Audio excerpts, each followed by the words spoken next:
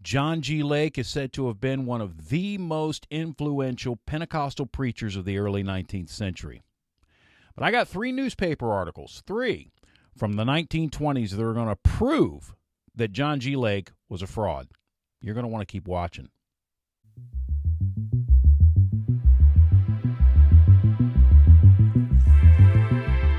John Graham Lake was born on March 18, 1870, and he died on September the 16th, 1935. He was a huge influential leader in the early Pentecostal movement. He was a faith healer, and he was also a disciple of John Alexander Dowie. Now, Dowie was proven to be a fraud, and Dowie also claimed that he was the reincarnation of the prophet Elijah. Yeah, the Elijah in the Bible, that prophet Elijah. Now, there are prominent leaders in the Charismatic movement who hold Lake up on a high pedestal. They say that Lake was this great man of God who healed over 100,000 people, and that these healings are documented and verifiable. Well, I've looked and I haven't seen any verifiable documented healings, but what I did find was 3 newspaper articles from the 1920s that prove beyond a shadow of a doubt that John G. Lake was a fraud. Let's take a look at these articles now.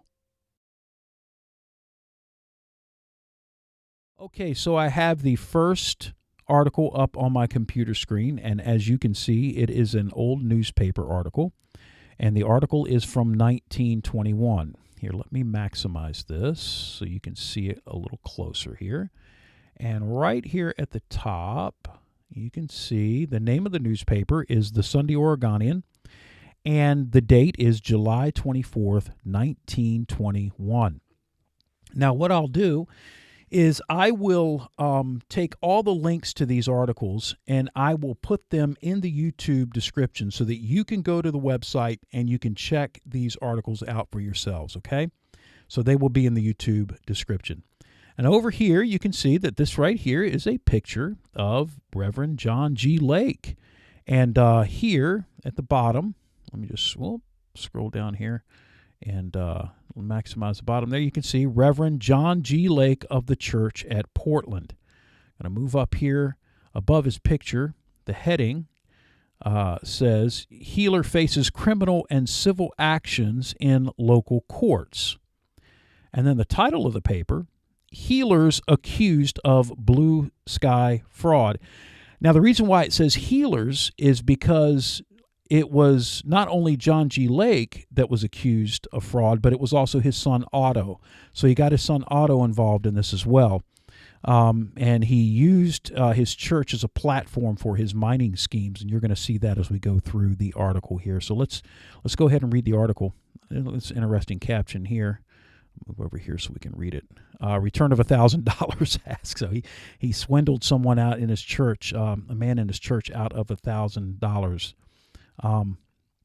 Reverend John G. Lake and son bound over on charge of selling shares without permit. Okay, so let's just go through it. Directly after leaving the city jail yesterday, following release on cash bail of $1,000 each, the Reverend John G. Lake, divine healer, and his son Otto B. Lake were served with processes in a civil suit growing out of the blue sky law violation alleged by Corporation Commissioner Handley.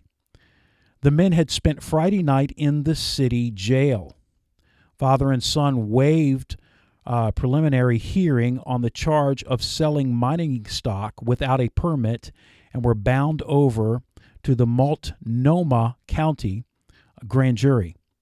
The civil action was brought by Mr. and Miss John H. Broget of Oak Grove to recover $1,000 said to have been invested in stock of the Leadville Milling and Mining Company at the solicitation of the healer. And then you have this subheading here, dividend guarantee alleged. This stock transaction is the basis for both the law violation charge and the proceeding in the civil courts. Broget asserts that Lake, through his son Otto, contracted to deliver to him 2,000 shares of unsubscribed stock in the mining company with par value of $1 per share for $1,000, guaranteeing a dividend of not less than $250 a year, commencing with 1921. This was February 14th, 1921. The dividend was supposed to be turned into the corporation to be used in improvement of the mining property, contends the complainant. Though $1,000 was paid, Lake refused to deliver 2,000 shares of unsubscribed stock, complains Broget, instead of delivering on July 12, 1921, 2,000 shares, therefore subscribed by the Lakes, and 2,000 additional shares in lieu of any dividend on the property in 1921 and 1922. Broget and his wife want their money back. And then you have this little article, this little part of the article that's really interesting. Churchman accuses healer. Kenneth G. Olson, former overseer of Lake's Church at Sandpoint, Idaho, subscribed to an affidavit now in the hands of Corporation Commissioner Handley, charging that the healer used his church work to promote his various mining schemes with the idea of first gaining the confidence of the people through the common ground of religion, and then selling to the members of the congregation stock in which he was interested. And then it just says, talks about Lake coming to Portland from Spokane, and so on. And you can look at the rest of this article for yourself, but you can see right here that Lake, John G. Lake, was definitely a fraud. And this is just the first of the papers that I want to show you. Is the second article, and it again is from the Sunday Oregonian, Portland, November 27th, 1921. And the article that I want to show you is down here at the bottom, so let me scroll down here. And yep, there's the article there. X-ray belies healer. Now, this article is about a little girl who badly fractured her leg on Thanksgiving Day. And instead of the parents taking her to the hospital, they took her to the Reverend John G. Lake for healing. Now, it's no surprise that the parents didn't take the child to the hospital because they were followers of Lake, who himself was a follower of John Alexander Dowie, who didn't believe in doctors or hospitals. And so that's why the parents took her to Lake rather than to the hospital. Let's look at the article. X-ray belies healer. Picture shows girl's leg badly fractured. Examination of child whose parents refuse medical aid is made at demand of court. Now, if you look here at the article, right here at the top, and I don't know how well you can see it. I'm going to zoom in maybe a little bit closer. Maybe you can see it better. Wow. Okay. You can see the very first part of the article here, the very first sentence is in quotations because that is Lake talking there. And Lake is lying to a news reporter right here, and he's caught in a lie, okay? So as I said at the beginning of the video, you know, these articles, these newspaper articles prove Lake to be a fraud and a liar. But this is the quotation. This is what it says. An X-ray, this is Lake speaking, an X-ray has just been taken and showed that no bones were broken. Okay, so Lake is telling a newspaper reporter right here that an X-ray from a doctor, a certain doctor, was taken of the girl and shows that no bones were broken because, of course, Lake laid his hands on the girl and healed her, right? Wrong. This was the answer. I'm going to continue reading. This was the answer of Reverend John G. Lake, faith healer and pastor of the church at Portland, to a query from a newspaper man at noon yesterday concerning the condition of the leg of a 7-year-old girl, Agnes Anderson, which had been injured on Thanksgiving Day. Now, here is what the newspaper reporter asked Lake. Who was the doctor? And then look at Lake's response. In quotations, I don't know, but I can tell you in about a half an hour. Now, how does he not know the doctor's name if an X-ray was taken and there was no bones showed to be broken in the x-ray. Reading on, several hours later, at the demand of Judge Kanzler of the Court of Domestic Relations, an x-ray of the injured limb was taken in the office of Dr. H.R. Cliff, county physician, and this is what Cliff says, quote, "The girl was in agonizing pain and suffering so much that I did not like to take her to the hospital for the picture," end quote, commented Dr. Cliff afterward. And then he says again, "I could see without an examination," this is the doctor speaking here again, "I could see without an examination that there was a fracture. The x-ray photograph disclosed a very bad fracture of the thigh, which, if not set properly, would have made the youngster a hopeless cripple for life." It says the mother objected at first to taking the girl to a hospital, but not after she saw the photograph. The girl was taken to the Emmanuel Hospital and will be under a surgeon's care there. The examination by the county physician followed an investigation called for by neighbors of Mr. and Miss A. Anderson, 600 East 19th Street, when the parents had refused a physician's aid. The girl was injured on Thanksgiving Day when a little wagon with a box of wood on it, which Mr. and Miss Anderson and their 2 children were dragging, upset and the wood fell on the girl. So there you have it. Lake caught in a lie there, and saying that there was an x-ray taken. There was no x-ray taken, at least at that time. And when an x-ray was actually taken, it was shown that the leg was badly fractured. So another video or another newspaper article there exposing Lake.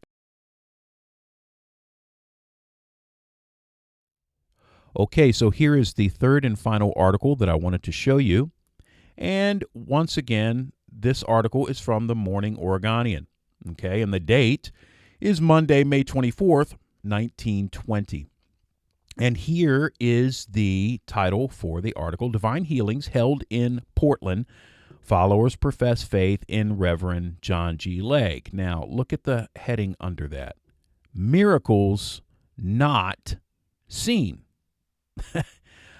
So you have a newspaper article here reporting, or they're there to check things out, right? And do they see any miracles? No. As a matter of fact, if you look under that, little caption here says, great number of persons asking for aid appear to be mostly hypochondriacs. We're going to read through this article, just the first part of it. And again, I'm going to have this article linked in the description, and you can read the whole thing if you want. But what's going on here is you have several people that are professing that they've received cures from Lake. They're up on the platform, and you have several hundred people in this meeting, and about 100 of them who are actually sick, people who are paralyzed and people who are crippled, are kind of in a corner of the room, and they don't receive any benefit. All right, so let's just look at the article, and I'll show that to you. While there were no miracle cures at the opening session of Reverend John G. Lake's series of divine healing meetings at Municipal Auditorium yesterday afternoon, there were present on the platform half a dozen persons who bore testimony to the fact that cures had been wrought through the agency of Mr. Lake in the past and in the actual work of healing which followed the services these persons assisted. Approximately 300 persons were present, and close to 100 gathered in a corner of the auditorium for treatment. There were a number of cripples and paralytics, look at this, who did not appear to have received any special benefit, and the greater number of those asking for treatment seemed to be hypochondriacs. So, no real miracles being reported here at this meeting, and yet Lake is claimed by guys like Pierce and Liardon to have 100,000 or more documented, verifiable healings under his belt. Well, when you do some research and you start looking at this, looking for these 100,000 healings, what you find is you find newspaper articles and you find Lake in the newspaper, but you find things that either are put there by Lake himself, such as advertisements, or you find articles like this that go against what Lake claims about himself and what others claim about Lake. Well, there you have it. The newspaper articles don't lie. John G. Lake was a liar, a con man, and a fraud. Now remember, I put the link to these articles in the YouTube description, so you can go there and check those things out for yourselves. Well, thanks so much for watching, and remember to subscribe and to press the little bell icon so that you can get notifications whenever I upload. Thanks again.